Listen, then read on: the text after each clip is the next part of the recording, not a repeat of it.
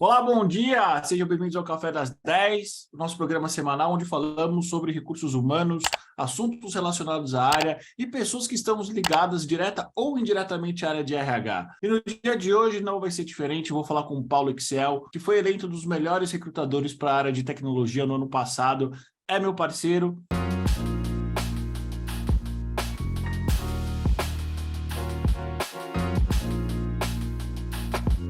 Paulo, bom dia, como é que você está? Tudo ótimo, Edu. Obrigado aí pela oportunidade. Como estão as coisas? Estão ótimas. Fazia muito tempo que eu queria gravar esse podcast com você, esse videocast com você, não só pela tua experiência com tecnologia, mas pela tua visão, que é uma visão que eu considero uma visão muito mais abrangente do que simplesmente o recrutamento para IT. Eu acho que você consegue fazer uma ligação muito forte e muito prática com a área de recursos humanos. Por isso que eu trouxe você aqui. Paulo, para quem nunca ouviu falar no seu nome, quem é você? Como foi o seu começo no recrutamento para tecnologia? Bom, vamos lá. De lá para cá, em recrutamento para tecnologia, já se vão quase 16 anos aí de experiência. Acho que, como todo headhunter, né, Edu, a gente não escolhe essa carreira em curso de faculdade, né? A gente se depara com ela, aquele veneninho do gosto pela atividade acaba ficando e é uma coisa que eu tenho muito prazer em fazer e acho que me identifiquei muito com a carreira. Mas fazendo long story short, a minha carreira começou em empresas de tecnologia, né? Sendo que a IBM acho que foi a principal ali antes de fazer essa transição. E de lá para cá eu passei por 4 modelos de consultoria até assumir a operação da Iocto há quase 6 anos atrás. Então esse é um pouquinho aí do meu legado. Já recrutei hard tech, soft tech, áreas, posições comerciais em tecnologia, a parte de inovação, todo esse movimento de transação para o digital. Então, como eu disse aqui, acho que já vivenciei alguns momentos também de tecnologia que eu acho que faz interessante mencionar. Paulo, antes da gente continuar a nossa conversa, conta pra gente o que a Iocto faz. Excelente, Edu. E eu acho que primeiro conversando por que a gente está falando aqui da Iocto, né? Para quem não conhece, né? A Iocto ela faz parte do mesmo grupo da Elliott Scott. E a Iocto, ela é uma consultoria de recrutamento especializada em cadeiras de tecnologia. Quando eu comentei, é uma empresa que completa 8 anos já de atuação no mercado. A gente trabalha multissetor e focado em todas as subdisciplinas de tecnologia, permeando também a área digital e a área de inovação. Então, para quem tiver curiosidade também para conhecer e saber como que a gente tem apoiado empresas, né, nessa jornada de transformação, em melhorar a experiência, né, de recrutamento para essas áreas, será um prazer poder compartilhar um pouco dos nossos estudos e dos nossos cases aqui também. E sobre esses momentos, Paulo, em linhas gerais, quais são as principais mudanças que você viu ao longo de todo esse tempo que você tem recrutado para TI? Eu acho que a gente sempre fala de mudanças, acho que de ciclos, né? A gente já vivenciou aqui ciclos de empresas que migraram para um outsourcing, né? De colocar boa parte da sua estrutura de tecnologia, né? Com legado de parceiros, depois um movimento de insourcing, um movimento de infraestrutura indo para a parte de nuvem, né? Mas o que a gente tem visto, assim, acho que o movimento mais abrupto que eu acompanhei ao longo da minha carreira aqui, vamos dizer assim, recrutando executivos para tech, foi principalmente esse tombamento do mindset de transformação digitais em empresas que não nasceram digitais. E, óbvio, esse mercado pujante, né, de empresas que já começaram com produtos digitais. E isso, acho que mudou muito a percepção, né, de como as empresas vão para o mercado para buscar profissionais, né, que eu acho que é um ponto latente que muitas empresas falam, nem sei como chegar até essa audiência, né? Como que eu me deparo com essas situações, como que eu me deparo com um mercado extremamente competitivo, né, por talentos em algumas dessas sub-áreas de tecnologia. Então, eu sempre costumo dizer que são ciclos, né, e a gente está vivendo um ciclo agora, inclusive. Paulo, muito bom você ter trazido esse assunto para a nossa conversa, porque eu não posso deixar de te fazer uma pergunta que é super atual. Como é que você está vendo esses layoffs das empresas de tecnologia? Quais são os impactos para a área? Porque para a gente que está de fora, fora, quando a gente escuta uma empresa de tecnologia está desligando X mil funcionários, automaticamente a gente acha que são pessoas 100% ligadas na área de tecnologia, ou hard ou soft.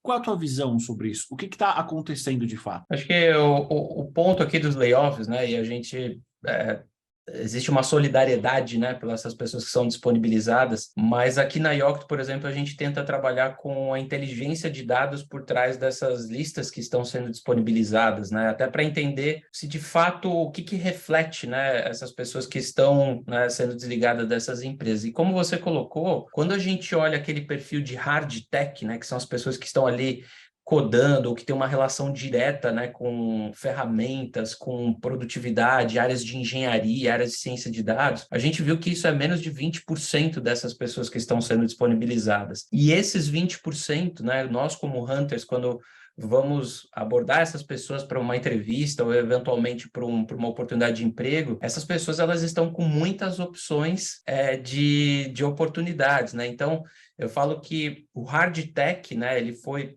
talvez menos impactado, né, por esses layoffs, mas ao mesmo tempo, quando a gente vai conversar com essas pessoas que foram impactadas, a velocidade que elas estão conseguindo uma outra oportunidade tem sido muito rápido. E eu explico por quê, né? Se a gente for pensar, né, no mundo, a maioria das empresas, elas não fizeram layoffs, né? A gente está vendo uma onda de big techs, né, de empresas que fizeram layoff, mas existem milhares ou milhões de outras empresas que não fizeram, continuam, né, nos seus business, contratando, enfim. Um outro ponto que a gente percebe de uma maneira geral é que as empresas estão mais contratando do que demitindo, de uma maneira geral, se comparado nas bases. E um outro ponto que eu acho que também as pessoas não levam em consideração, e isso quem estiver assistindo a gente ou ouvindo a gente pode pesquisar, mesmo essas empresas que fizeram layoff, se vocês entrarem, tiverem a curiosidade para entrar no site delas, na parte de carreiras, elas estão contratando, né? Então, acho que é um movimento de ajustes, obviamente provocado aí por uma questão econômica global e tal, que tem um desdobramento, mas eu acho que a gente tem que fazer uma análise um pouco mais profunda para entender de fato essa realidade, né? Aliás, até colocando aqui o nosso contato dos nossos consultores à disposição aqui, das pessoas que foram impactadas e que desejam conversar aqui com um dos especialistas também. E você trouxe uma coisa muito interessante na tua fala. Recrutar para tecnologia não é tão trivial quanto recrutar para outras áreas, né? E aí, quando você falou há um pouquinho atrás sobre a mudança das empresas que não nasceram para o mundo online, eu tenho certeza absoluta que esse é um dos grandes desafios. Quais são as melhores práticas que você pode compartilhar para quem está recrutando para TI? Eu acho que o primeiro de tudo, Edu, é a empresa ter, vamos dizer assim, visão de como que essa audiência ela se comporta, né? Eu acho que entender quem são as personas, né, que estão ali por trás e qual a realidade de mercado que essas pessoas enfrentam, né, ou qual a realidade de situação de oportunidades elas enfrentam, acho que dita muito das estratégias que possam ser construídas para chegar até essa audiência. Eu falo que a Yocto, né, ela completa 8 anos da operação dela agora em 2023, e a gente construiu um legado de networking, de conversar com uma audiência de profissionais de tecnologia. Então, esse legado de um tempo, ele facilita muito, né, que os nossos processos tenham agilidade, que os nossos processos tenham referências, né, por onde a gente caminha. A gente tem um histórico vasto aqui também em termos de atuação de setor, mas eu digo que muito da estratégia ela parte deste momento de concepção de quem a gente está buscando no mercado, né? E a gente já se deparou com diversas, vamos dizer assim, situações de clientes que não têm uma ideia de como que é isso lá fora, né? Você não tem um comparativo, às vezes, de salário, você não tem um comparativo do porquê que aquele profissional não responde às tuas abordagens, você não tem um comparativo de, poxa, quantas pessoas existem eventualmente nessa disciplina, nesse framework, com esse tipo de competência, né, que a gente está buscando. Então, são alguns elementos que, né, num primeiro momento da jornada você precisa olhar, e eu destaco também muito o que a gente fala aqui, eu acho que talvez você também tenha outras frentes, né, profissional de RH também, que é a jornada de experiência desse profissional. Então, eu falo que a jornada de experiência de um profissional de tecnologia num processo seletivo, ela é diferente de outros, né? Você tem que tratar isso de uma maneira mais rápida, mais eficaz, né? Com desdobramentos. Então, tem várias coisas que influenciam isso, mas eu destacaria que eu acho que o principal elemento para uma empresa que passa a recrutar para essa audiência é tentar entender quem são essas pessoas, como que elas se comportam também em termos de oportunidades. Super interessante isso, Paulo, porque eu vejo uma linha de recrutadores, dos famosos tech recruiters, que eles abordam o lado técnico. Eles propagam que você precisa entender sobre linguagem. E você me traz o contrário. Você me traz que um bom recrutador para a tecnologia precisa entender de pessoas, né? Do público-alvo que ele está recrutando. Exatamente. Eu acho que o lado, vamos dizer assim, técnico daquilo que nós fazemos, eu acho que é fácil de você aprender, né? Hoje você tem disponibilidade de informação de graça, né? E você consegue beber das fontes, ou até mesmo a sala de entrevista muitas vezes é o maior, vamos dizer assim, MBA para quem está aprendendo uma nova disciplina, né? E eu acho que isso é um dos fatores que é muito legal de recrutar para tecnologia, porque você está, às vezes, no spotlight do que está acontecendo de novidades, né? O que vai impactar o mercado, uma ferramenta, uma nova frente que está sendo construída, um novo produto. Então, acho que o lado hard de aprender do ponto de vista de recrutamento, né? Falar assim, eu não sou um profissional de programação, mas a gente entende como se comportam os frameworks, né? O que está mais em evidência, o que as empresas procuram mais, e óbvio que a gente também tem um estudo de inteligência para entender que empresas utilizam aquela determinada linguagem, né? Por que aquela determinada linguagem faz sentido para um outro business, né? Então, acho que muito também que eu falo de recrutamento, não ter aquele lado enviesado, né? E principalmente buscar alternativas de outras fontes que só um estudo profundo pode prover, né, em termos de solução. Muito bom, Paulo. E em termos de retenção, o que você tem visto de boas práticas para reter os talentos de tecnologia? Porque você falou sobre a jornada. Sim. E uma parte dessa jornada é justamente a retenção. Dentro da tua experiência, o que você já viu que funciona e o que não funciona? Quais são as melhores práticas atuais para os RHs reterem os bons profissionais de tecnologia? A primeira delas, Edu, acho que passa muito pela liderança que está fazendo a gestão desses times de tecnologia. E isso eu explico porque o profissional de TI, ele se espelha muito em quem é o líder daquela prática que está conduzindo aquela frente. Isso é um fator determinante muitas vezes para aceitar uma nova oportunidade, né? Porque a pessoa pensa, putz, esse líder ele pode me abrir outras frentes, ou ele é um cara muito respeitado em uma determinada comunidade de tech, é um cara que propaga, vamos dizer assim, inspiração e tal. Então, acho que a liderança é um fator importante. A outra questão é você olhar a parte organizacional e entender essas disciplinas de que em tech você tem a pessoa generalista, você tem o especialista, você tem a pessoa de people, né? E você tem a pessoa em transição ali das pontas de negócio, né? Que inclusive, falando já, bater na carteira aqui, falando de tendências, né? Essa questão do tech, né? Próximo de negócios é um ponto latente que a gente vê nas organizações, né? E que nem sempre profissionais têm esse skill, essa habilidade para poder lidar com isso. Então, acho que a liderança, né? Você ter uma organização que permita percorrer, né, algumas frentes, acho que é importante. E do ponto de vista de compensação, né? Você tem hoje muitos modelos que você consegue oferecer, né? Seja com um orçamento para a pessoa se aprimorar, né? Uma certificação, buscar um conhecimento. Você tem um incentivo de longo prazo do ponto de vista de retenção, né? Stock options, equity, né? Olhando para o mundo mais aqui de startups.